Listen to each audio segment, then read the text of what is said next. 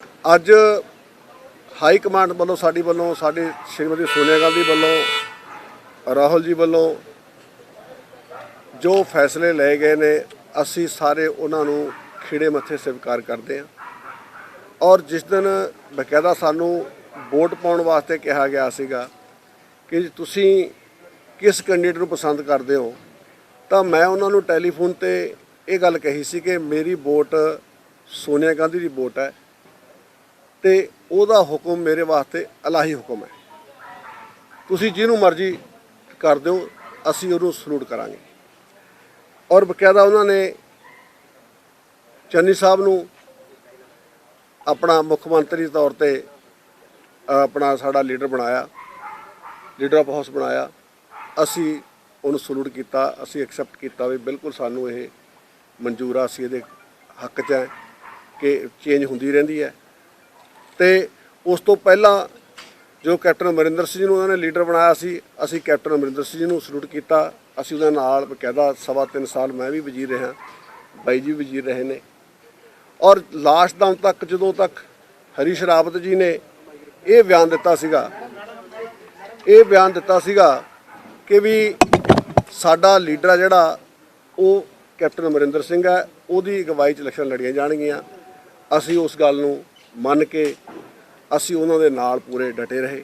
ਪਰ ਜਿਸ ਦਿਨ ਹਾਈ ਕਮਾਂਡ ਨੇ ਆਪਣਾ ਹੱਥ ਖਿੱਚ ਲਿਆ, ਅਸੀਂ ਫਿਰ ਹਾਈ ਕਮਾਂਡ ਦੇ ਹੁਕਮ ਦੀ ਵੇਟ ਕਰਨ ਲੱਗੇ ਤੇ ਹਾਈ ਕਮਾਂਡ ਨੇ ਜੋ ਸਾਨੂੰ ਹੁਕਮ ਕੀਤਾ ਸੀ ਉੱਤੇ ਫੁੱਲ ਚੜਾਏ।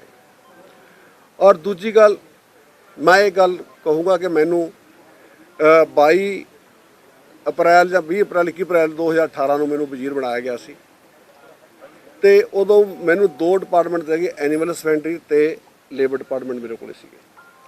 ਲੇਬਰ ਅੱਜ ਤੱਕ ਵੀ ਮੇਰੇ ਕੋਲ ਰਿਹਾ, ਐਨੀਮਲ ਹਸਬੈਂਡਰੀ ਮੇਰੇ ਕੋਲ 1 ਸਾਲ ਰਿਹਾ।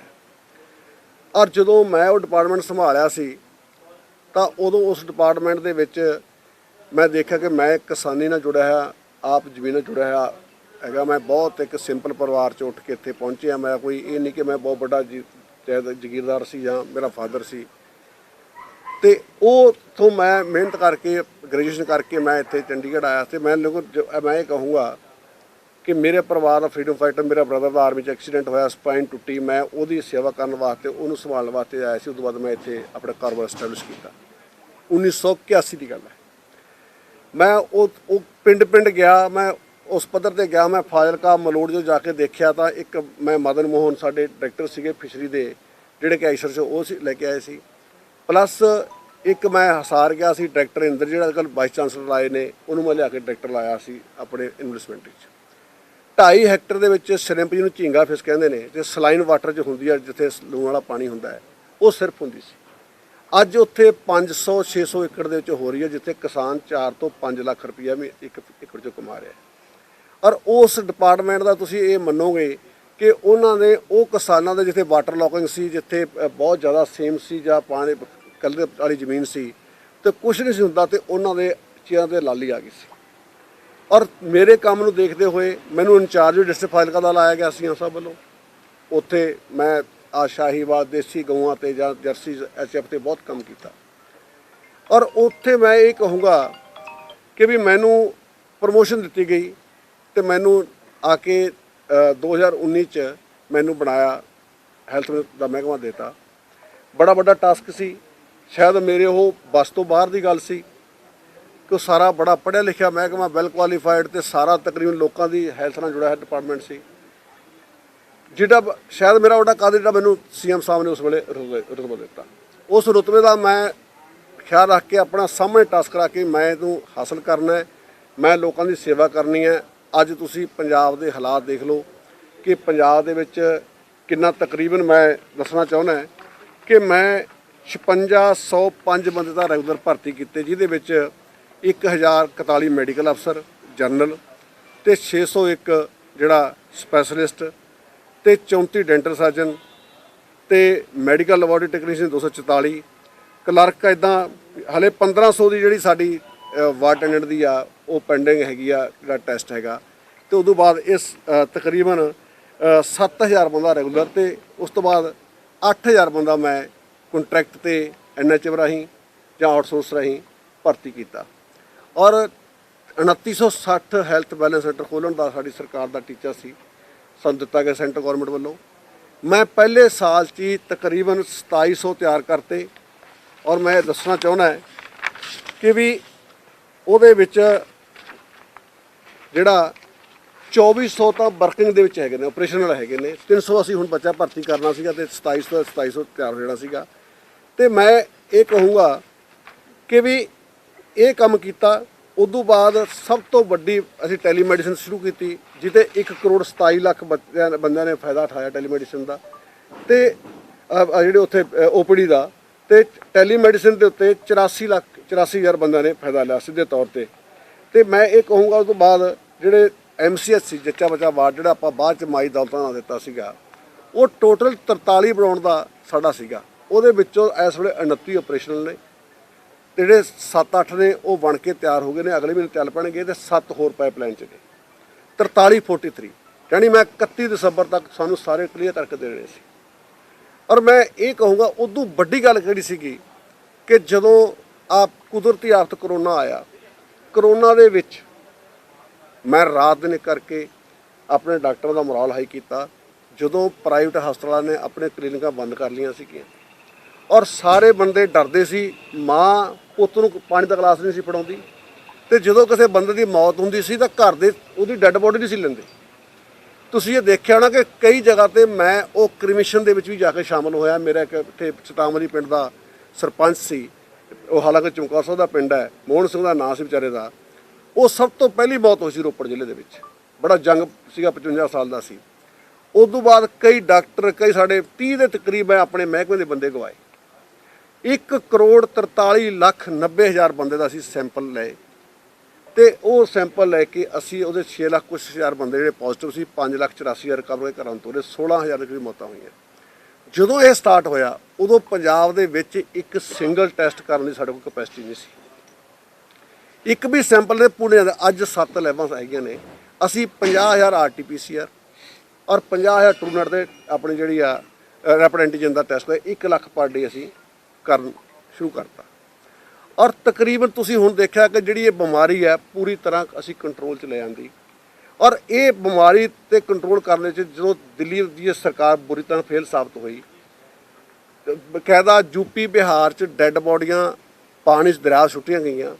ਅਸੀਂ ਇੱਕ ਵੀ ਡੈੱਡ ਬੋਡੀ ਰੋਲ ਨਹੀਂ ਦਿੱਤੀ, ਇੱਕ ਵੀ ਬੰਦਾ ਆਕਸੀਜਨ ਤੋਂ ਕਮੀ ਤੋਂ ਬਗੈਰ ਨਹੀਂ ਜਾਣ ਦਿੱਤਾ, ਮੈਡੀਸਨ ਜਾਣ ਦਿੱਤਾ, ਬੈੱਡ ਤੋਂ ਖਾਲੀ ਨਹੀਂ। ਈਵਨ 5500 ਬੰਦੇ ਬਾਹਰਲੀਆਂ ਸਟੇਟਾਂ, ਦਿੱਲੀ ਮੈਕਸੀਮਮ ਦਿੱਲੀ ਦੇ, ਹਰਿਆਣੇ ਦੇ, J&K ਹਿਮਾਚਲ ਦੇ ਵੀ ਅਸੀਂ ਟਰੀਟ ਕੀਤੇ ਪੰਜਾਬ ਦੇ ਵਿੱਚ।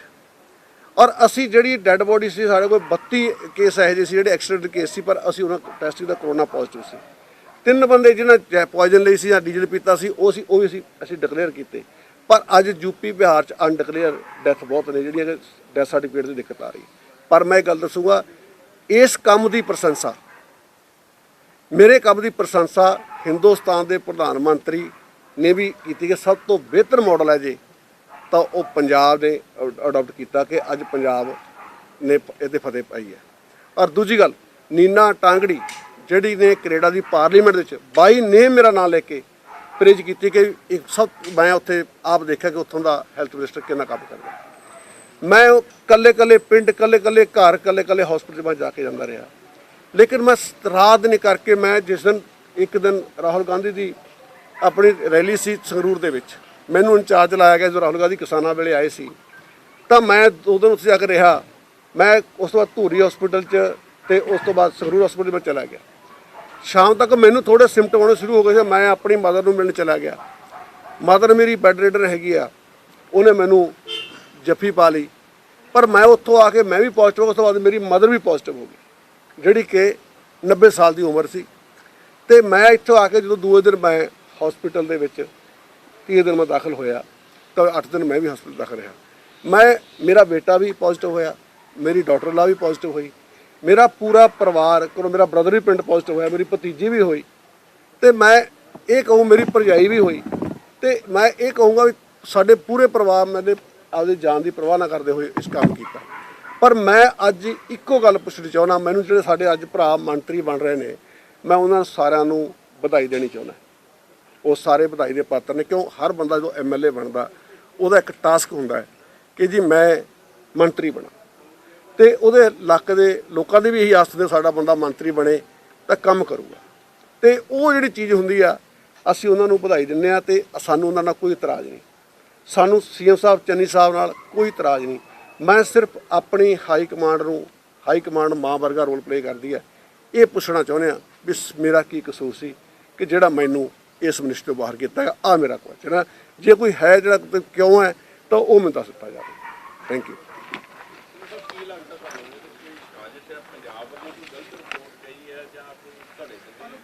ਮੈਂ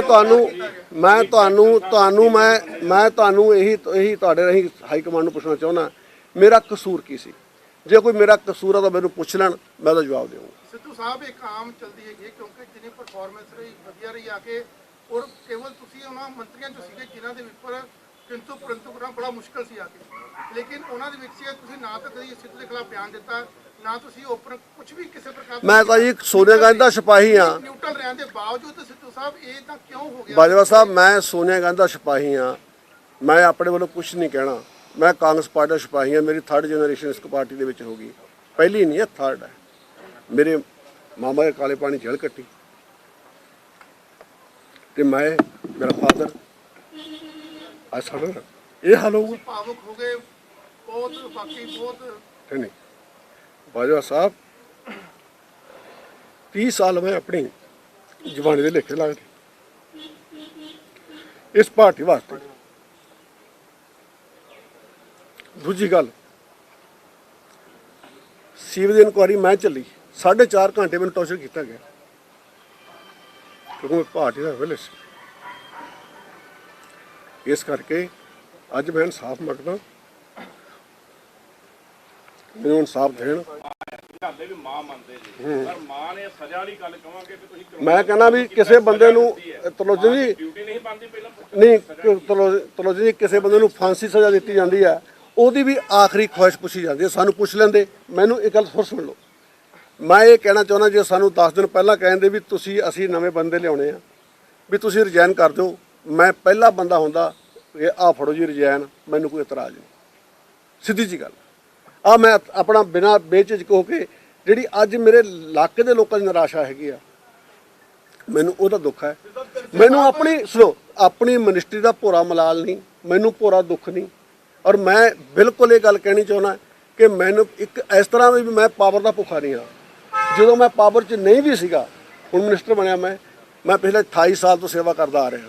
ਮੇਰੇ ਇਲਾਕੇ ਦੇ ਪ੍ਰਾਇਮਰੀ ਸਕੂਲ ਦੇ ਬੱਚਿਆਂ ਨੂੰ ਜਾ ਕੇ ਪੁੱਛ ਲਓ ਬਲਬੀਰ ਸਿੰਘ ਸਿੱਧੂ ਕੌਣ ਆ, ਤਾਂ ਕਹਿਣਗੇ ਆ ਫਲਾਣਾ ਬੰਦਾ ਹੈ। ਕਿਉਂ ਉਹਨਾਂ ਨੂੰ ਪਤਾ ਸੀ ਵੀ ਜੇ ਸਾਨੂੰ ਜਰਸੀਆਂ ਮਿਲਣੀਆਂ ਨੇ ਸਿਆਲ ਦੇ ਵਿੱਚ, ਜਾਂ ਸ਼ੂਜ਼ ਮਿਲਣੇ ਨੇ, ਜਾਂ ਵਰਦੀ ਮਿਲਣੀ ਹੈ ਤਾਂ ਬਲਬੀਰ ਸਿੱਧੂ ਨੂੰ ਦੇਣੀ ਆ। ਜੇ ਕਿਤਾਬਾਂ ਨੇ ਬਲਬੀਰ ਸਿੱਧੂ ਨੂੰ ਦੇਣੀਆਂ ਨੇ।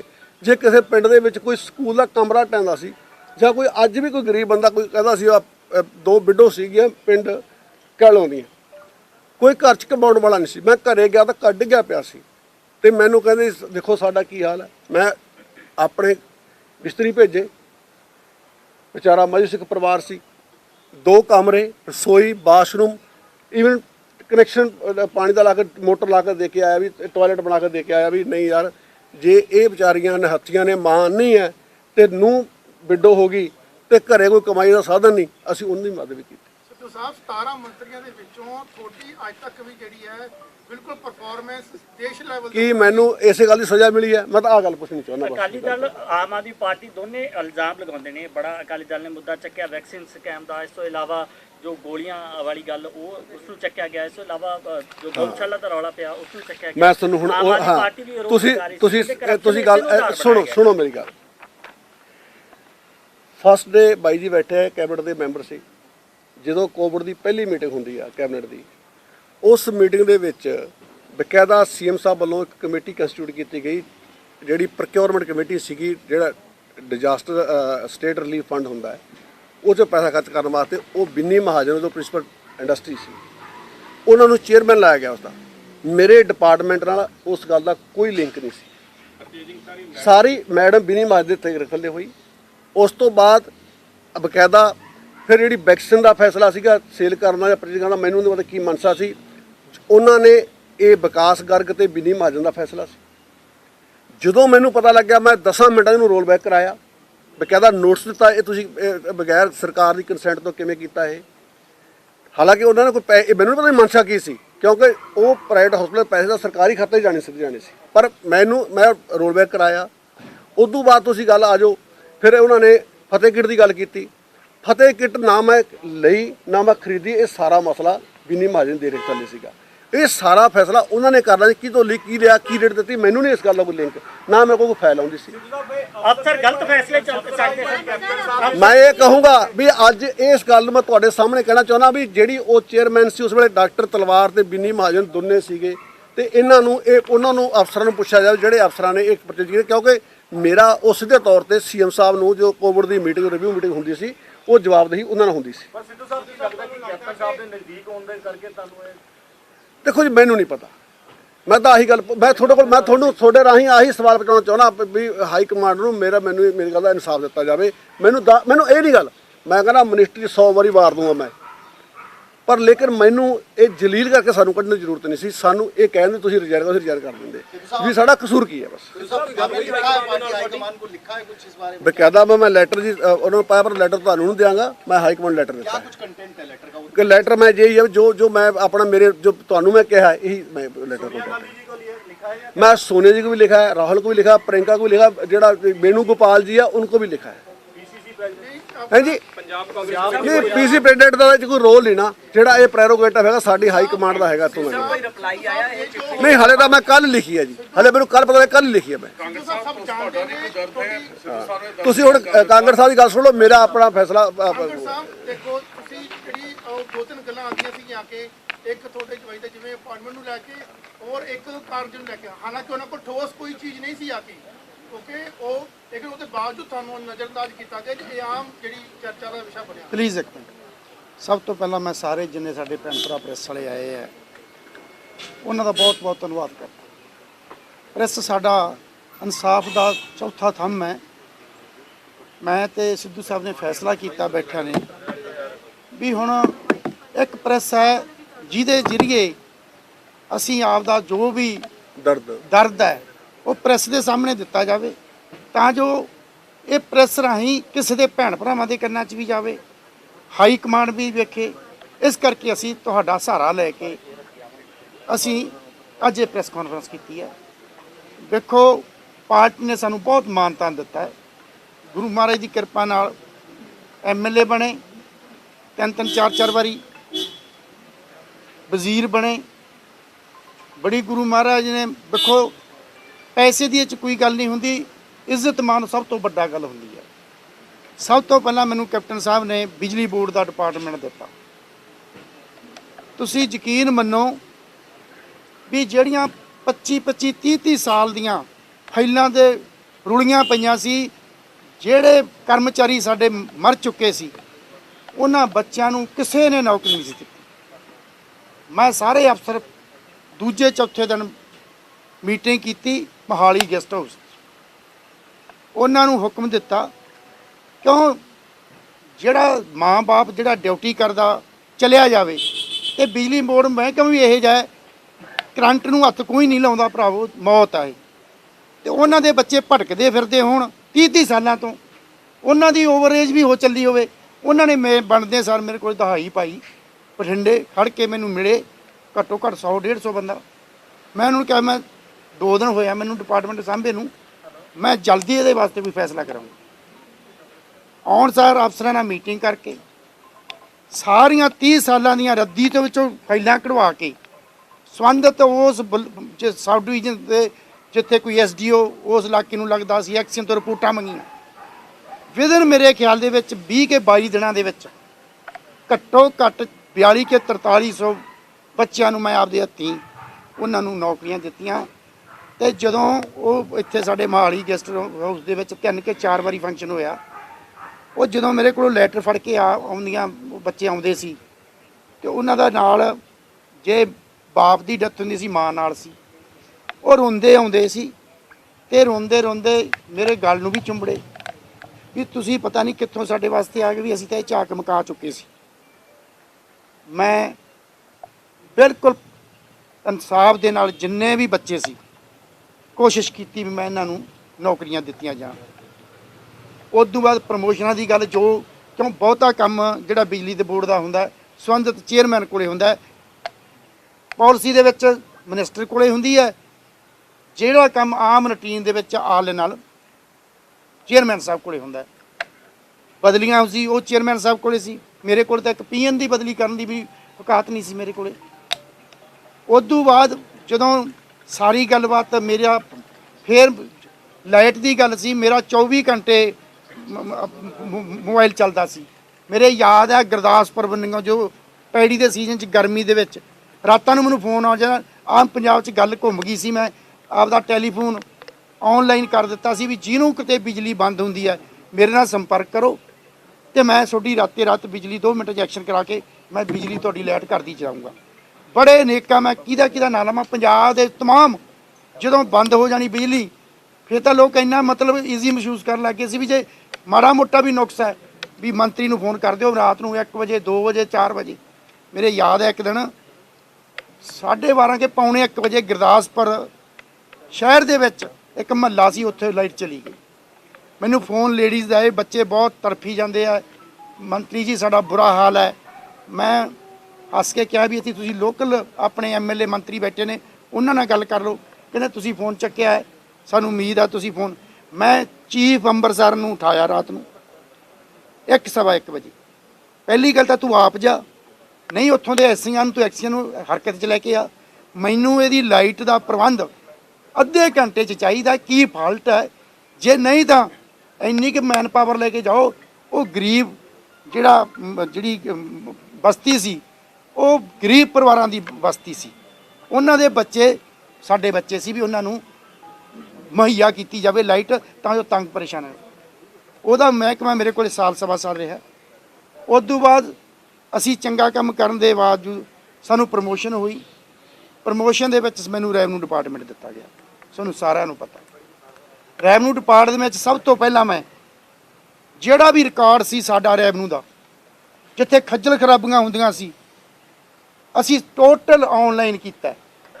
ਗਰਦੌਰੀ ਇੰਤਕਾਲ ਕਰਾਉਣਾ ਉਹ ਬੰਦਾ ਆਪਦੇ ਘਰੋਂ ਆਪਦਾ ਆਨਲਾਈਨ ਕਰੇ, ਕੋਈ ਤਹਿਸੀਲ ਜਾਣ ਦੀ ਲੋੜ ਨਹੀਂ। ਅਸੀਂ ਨਾਲ ਦੀ ਨਾਲ ਉਹਦਾ ਆਨਲਾਈਨ ਜਿੰਨਾ ਵੀ ਮੇਰਾ ਕੰਮ ਸੀ ਅਸੀਂ ਆਨਲਾਈਨ ਕੀਤਾ। ਵੱਡੀ ਅਚੀਵਮੈਂਟ ਜਿਹੜੀ ਮੈਂ ਤੁਹਾਨੂੰ ਦੱਸਣੀ ਚਾਹੁੰਦਾ ਹੈ, ਜਿਹੜੇ ਹਰੇਕ ਸਰਕਾਰਾਂ ਆਉਂਦੀਆਂ ਸੀ ਉਹਨਾਂ ਦੀਆਂ ਲੱਤਾਂ ਕੰਬ ਜਾਂਦੀਆਂ ਸੀ ਵੀ ਇਹ ਫੈਸਲਾ ਹੁੰਦਾ ਨਹੀਂ ਸੀ। ਪ੍ਰਕਾਸ਼ ਸਿੰਘ ਬਾਦਲ ਵਰਗੇ ਘਾਗ ਮੁੱਖ ਮੰਤਰੀ ਰਹੇ ਨੇ ਵੀ ਜਿਹੜੀ ਪੰਜਾਬ ਦੀ ਸ਼ਾਮਲਾਟ ਜਗ੍ਹਾ ਜਿੱਥੇ ਗਰੀਬਾਂ ਦੇ ਕਬਜ਼ੇ ਵੀ ਕੀਤੇ ਹੋਏ ਆ ਤੇ ਉਹ ਮਕਾਨ ਵੀ ਪਾਈ ਬੈਠੇ ਆ। ਉਹ ਕਬਜ਼ਾ ਉਹਨਾਂ ਦਾ ਬੜਾ ਪੁਸ਼ਤ ਦਰ ਪੁਸ਼ਤ ਪੀੜ੍ਹੀ ਦਰ ਪੀੜ੍ਹੀ ਹੈ, ਪਰ ਉਹ ਵੇਚ ਨਹੀਂ ਸਕਦੇ ਨਾ ਉਹਨਾਂ ਤੋਂ ਲੋਨ ਲੈ ਸਕਦੇ ਆ।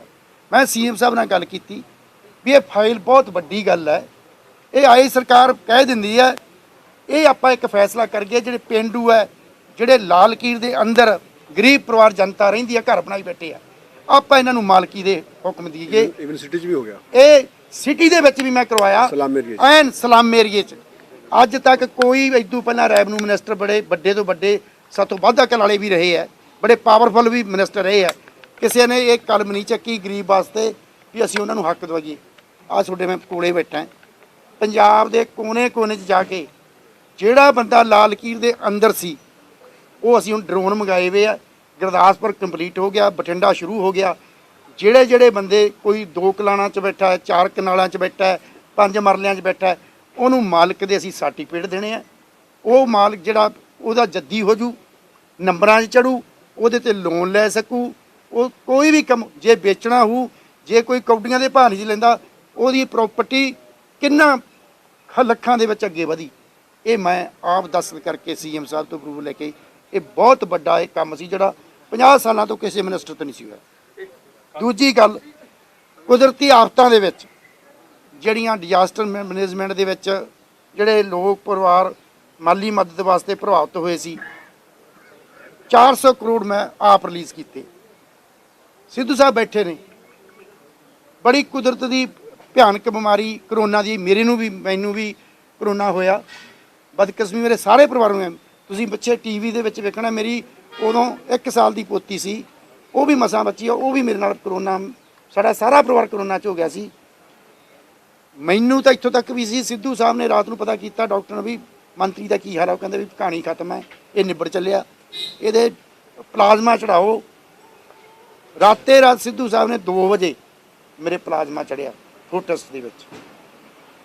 ਅਸੀਂ ਫੈਸਲਾ ਕੀਤਾ ਵੀ ਪੈਸੇ ਦਾ ਪ੍ਰਬੰਧ, ਕਈ ਪੈਸੇ ਸਾਡੇ ਡਿਪਾਰਟਮੈਂਟਾਂ 'ਚ ਹੋਰਾਂ 'ਚ ਵੀ ਪਏ ਆ, ਉਹ ਨੱਪੀ ਬੈਠੇ ਹੁੰਦੇ ਸੀ। ਮੈਂ ਆਪਦੀ ਫਰਾਕ ਦਿੱਲੀ ਦਿਖਾਈ, ਸੀਐਮ ਸਾਹਿਬ ਨਾਲ ਗੱਲ ਕੀਤੀ ਵੀ ਮੈਂ ਆਪਦੇ ਡਿਪਾਰਟਮੈਂਟ ਦੇ ਵਿੱਚੋਂ 1300 ਕਰੋੜ ਰੁਪਈਆ ਕਰੋਨਾ ਨੂੰ ਦਿੰਦਾ, ਮੈਂ ਉਹ ਰਿਲੀਜ਼ ਕੀਤਾ ਆਪਦੇ ਹੱਥੀਂ। ਸਾਡੇ ਮਹਿਕਮੇ ਦੇ ਵਿੱਚ ਘੱਟੋ ਘੱਟ 25 30 ਸਾਲ ਦੀਆਂ ਪ੍ਰਮੋਸ਼ਨ ਨਹੀਂ ਸੀ ਹੋਈ ਕਦੇ ਵੀ। ਮੇਰੇ ਆਉਣ ਤੋਂ ਪਹਿਲਾਂ ਦੱਸਦੇ ਨੇ ਜਿਹੜੇ ਕਾਨੂੰਗੋ ਬੈਠੇ ਸੀ, ਨੈਬਸੀ ਬੈਠਾ ਸੀ, ਤਹਿਸੀਲਦਾਰ ਬੈਠਾ ਸੀ। ਜਿਹੜੀਆਂ ਪੈਂਡਿੰਗ 25 ਸਾਲ ਤੋਂ ਜਿਨ੍ਹਾਂ ਦੀ ਡਿਊ ਪਈਆਂ ਸੀ ਪ੍ਰਮੋਸ਼ਨਾਂ, ਕੰਡਿਓਂ ਵੇੜ ਕੋਈ ਕਿਸੇ ਨੂੰ ਵਿਤਕਰਾ ਨਹੀਂ ਕੀਤਾ, ਹੱਥਾਂ 'ਚ ਉਹਨਾਂ ਦੇ ਲੈਟਰ ਪੈਡ ਦੇ ਕੇ ਉਹਨਾਂ ਨੂੰ ਪ੍ਰਮੋਸ਼ਨਾਂ ਦਿੱਤੀਆਂ। ਉਸ ਤੋਂ ਬਾਅਦ ਕਿਸਾਨ ਅੰਦੋਲਨ 'ਚ ਸਾਡੇ ਜਿਹੜੇ ਮਜ਼ਦੂਰ ਕਿਸਾਨ ਸੰਘਰਸ਼ ਸ਼ਹੀਦ ਹੋਏ, ਮੈਂ ਜਾ ਕੇ ਮੁੱਖ ਮੰਤਰੀ ਸਾਹਿਬ ਨੂੰ ਕਿਹਾ ਤੁਸੀਂ 5-5 ਲੱਖ ਰੁਪਈਆ ਦਿੱਤਾ, ਮੇਰੇ ਡਿਪਾਰਟਮੈਂਟ ਦੇ ਵਿੱਚ ਮੈਂ ਨੌਕਰੀਆਂ ਦੇਵਾਂਗਾ। ਅਸੀਂ ਨੌਕਰੀਆਂ, ਮੈਂ ਆਪਦੇ ਡਿਪਾਰਟਮੈਂਟ ਨੂੰ ਹੁਕਮ ਦਿੱਤਾ ਵੀ ਨੌਕਰੀਆਂ ਦਾ ਪ੍ਰਬੰਧ ਕੀਤਾ ਜਾਵੇ। ਟੋਟਲ ਦੀਆਂ ਟੋਟਲ ਨੌਕਰੀਆਂ ਜਿਹੜੀਆਂ ਉਹ ਰੈਵਨਿਊ ਡਿਪਾਰਟਮੈਂਟ ਤੋਂ ਜਾ ਰਹੀਆਂ। ਜਿਹੜੇ ਉਹ ਬਾਰਡਰਾਂ 'ਤੇ ਬੈਠੇ ਸ਼ਹੀਦ ਸਾਡੇ ਕਿਸਾਨ ਤੇ ਮਜ਼ਦੂਰ ਨੇ, ਸਾਰੀ ਦੀ ਸਾਰੀ ਨੌਕਰੀ ਮੇਰੇ ਰੈਵਨਿਊ ਡਿਪਾਰਟਮੈਂਟ 'ਚੋਂ ਅਸੀਂ ਦਿੱਤੀਆਂ। ਅਸੀਂ ਕਿਸੇ ਨੂੰ ਇਹ ਨਹੀਂ ਕਿਹਾ ਵੀ ਜਿਹੜਾ ਉਸ ਪਰਿਵਾਰ ਦਾ ਅਨਪੜ੍ਹ ਵੀ ਸੀ, ਅਸੀਂ ਕੈਬਨਿਟ 'ਚ ਮਹਾਰਾਜ ਸਾਹਿਬ ਕੈਪਟਨ ਸਾਹਿਬ ਤੋਂ ਅਸੀਂ ਫੈਸਲਾ ਕਰਾ ਦਿੱਤਾ ਵੀ ਉਹ ਜੇ ਅਨਪੜ੍ਹ ਹੈ ਪਰ ਆਪਾਂ ਨੂੰ ਨੌਕਰੀ ਜ਼ਰੂਰ ਪਰਿਵਾਰ ਨੂੰ ਦੇਗੇ, ਉਹਨੂੰ ਪੀਐਨ ਰੱਖ ਲਈਏ। ਜਿਹੜਾ ਕੋਈ ਪੜ੍ਹਿਆ ਲਿਖਿਆ ਉਹਨੂੰ ਕਲਰਕ ਰੱਖ ਲਈਏ। ਉਹਦੀ ਯੋਗਤਾ ਦੇ ਮੁਤਾਬਕ ਅਸੀਂ ਟੋਟਲ ਉਹਦਾ ਵੇ ਆਊਟ ਕੱਢ ਕੇ ਅਸੀਂ ਨੌਕਰੀਆਂ ਦਿੱਤੀਆਂ। ਜਿਹੜੇ ਬਿਜਲੀ ਬੋਰਡ ਦੇ ਵਿੱਚ ਆਪਣੇ ਮੁਲਾਜ਼ਮ ਡੈਥ ਹੋਈ ਸੀ, ਕੋਈ ਕਰਮਚਾਰੀ, ਉਹਨਾਂ ਨੂੰ ਸਪੈਸ਼ਲ ਤੌਰ ਤੇ ਸ਼ਹੀਦ ਹੋਏ ਮੁਲਾਜ਼ਮਾਂ ਨੂੰ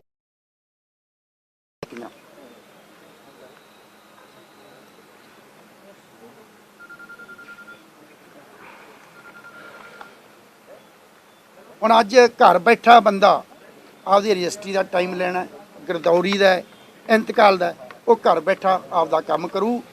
ਮੈਂ ਤਾਂ ਤੁਹਾਡੇ ਮੂਹਰੇ ਵੇਖੋ, ਹਾਈ ਕਮਾਂਡ ਨੇ ਸਾਨੂੰ ਮਹਾਰਾਜਾ ਕੈਪਟਨ ਅਮਰਿੰਦਰ ਸਿੰਘ ਮੁੱਖ ਮੰਤਰੀ ਦਿੱਤੇ। ਹਾਈ ਕਮਾਂਡ ਜਿਹੜੀ ਸਾਡੀ ਸਿਰ ਦਾ ਤਾਜ ਆ, ਜੋ ਹੁਕਮ ਕਰੂ ਅਸੀਂ ਸਿਰ ਮੱਥੇ ਆ। ਅਸੀਂ ਮੁੱਖ ਮੰਤਰੀ ਨਾਲ ਮੋਢਾ ਲਾ ਕੇ ਦਿਨ ਪਰ ਰਾਤ ਕਰਕੇ ਪਾਰਟੀ ਦੀ ਵੀ ਸੇਵਾ ਕੀਤੀ ਤੇ ਮਹਿਕਮੇ ਦੀ ਵਫਾਦਾਰੀ ਤੇ ਅੱਗੇ ਵਧਣ ਵਾਸਤੇ ਇਹਦੇ ਵਿੱਚ ਕੋਈ ਕਮੀ ਪੇਸ਼ ਨਾ ਆਵੇ, ਪੰਜਾਬ ਤਰੱਕੀ ਦੀ ਰਾਹ ਤੇ ਜਾਵੇ। ਅਸੀਂ ਆਪਣੇ ਮਹਿਕਮੇ 'ਚ ਬਾਹ ਪੂਰੇ ਲਾ ਕੇ ਅਸੀਂ ਉਹਦੇ ਵੱਲ ਅੱਗੇ ਵਧਾਉਣ ਦੀ ਕੋਸ਼ਿਸ਼ ਕੀਤੀ। ਹਾਈ ਕਮਾਂਡ ਨੇ ਮੁੱਖ ਮੰਤਰੀ ਦਿੱਤਾ ਸਾਨੂੰ ਕੈਪਟਨ ਅਮਰਿੰਦਰ ਸਿੰਘ, ਅਸੀਂ ਉਹਦਾ ਸਾਥ ਦਿੱਤਾ। ਅੱਜ ਸਾਨੂੰ ਹਾਈ ਕਮਾਂਡ ਨੇ ਚੰਨੀ ਜੀ ਦਿੱਤੇ ਆ, ਮੈਂ ਉਹਨਾਂ ਨੂੰ ਬਹੁਤ ਬਹੁਤ ਵਧਾਈ ਦਿੰਦਾ।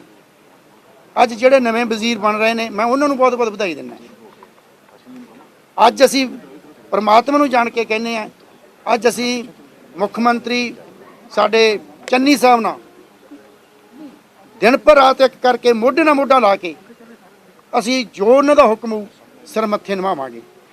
ਤੇ ਜੇ ਆਪਾਂ ਇੱਕ ਪਾਰਟੀ ਦੇ ਹੁਕਮ ਦੇ ਮੁਤਾਬਕ, ਜੋ ਸਾਨੂੰ ਪਾਰਟੀ ਉੱਤੋਂ ਹੁਕਮ ਕਰਕੇ ਭੇਜਦੀ ਹੈ, ਕੋਈ ਅਸੀਂ ਕਿਸੇ ਹੋਰ ਪਾਰਟੀ ਦੇ ਮੁੱਖ ਮੰਤਰੀ ਦੇ ਨਾਲ ਤਾਂ ਕੋਈ ਗੱਲਾਂ ਨਹੀਂ ਕੀਤੀਆਂ, ਨਾ ਉਹਨਾਂ ਨਾਲ ਕੰਮ ਕੀਤਾ। ਜੇ ਅਸੀਂ ਵਫਾਦਾਰੀ ਨਾਲ ਆਪਦੀ ਪਾਰਟੀ ਦੇ ਮੁਖੀ ਨਾਲ ਜਿਹੜਾ ਉਹਨਾਂ ਨੇ ਸਾਨੂੰ ਦੇ ਦਿੱਤਾ, ਉਹਦੇ ਨਾਲ ਵਫਾਦਾਰੀ ਨਾਲ ਕੰਮ ਕੀਤਾ ਹੋਵੇ ਤੇ ਸਾਨੂੰ ਸਜ਼ਾ ਇਹ ਦਿੱਤੀ ਜਾਵੇ। ਲੱਗਦਾ ਕਿ ਜਿਸ ਤਰੀਕੇ ਨਾਲ ਕੈਪਟਨ ਅਮਰਿੰਦਰ ਸਿੰਘ ਨੇ ਗੱਲ ਕਹੀ ਕਿ ਮੈਨੂੰ ਹਾਈ ਕਮਾਂਡ ਨੇ ਹਿਊਮਿਲੇਟ ਕੀਤਾ, ਤੁਹਾਨੂੰ ਵੀ ਲੱਗਦਾ ਕਿ ਹਾਈ ਕਮਾਂਡ ਨੇ ਤੁਹਾਨੂੰ ਹਿਊਮਿਲੇਟ ਕੀਤਾ? ਔਰ ਕੈਪਟਨ ਅਮਰਿੰਦਰ ਸਿੰਘ ਕਹਿੰਦੇ ਕਿ ਜੋ ਗਾਂਧੀ ਸਿਬਲਿੰਗ ਹੈ, ਪ੍ਰਿਯੰਕਾ ਗਾਂਧੀ ਔਰ ਰਾਹੁਲ ਗਾਂਧੀ ਕਹਿੰਦੇ ਸੁਣੋ ਮੇਰੀ ਗੱਲ, ਇਹ ਸੁਣੋ ਇੱਕ ਮਿੰਟ, ਮੈਂ ਜਵਾਬ ਦਿੰਦਾ। ਅਸੀਂ ਤੁਹਾਡੇ ਮੂਹਰੇ ਕੁਐਸਚਨ ਕੀ ਰੱਖਿਆ ਵੀ ਸਾਨੂੰ ਇਹ ਦੱਸਿਆ ਜਾਵੇ ਕਿ ਸਾਡਾ ਕਸੂਰ ਕੀ ਹੈ। ਸਾਨੂੰ ਜੋ ਦੱਸ ਦੇਣਗੇ ਫਿਰ ਸਾਨੂੰ ਦੱਸਣਾ ਸਾਨੂੰ ਹਿਊਮਿਲੇਟ ਕੀਤਾ ਕੀਤਾ।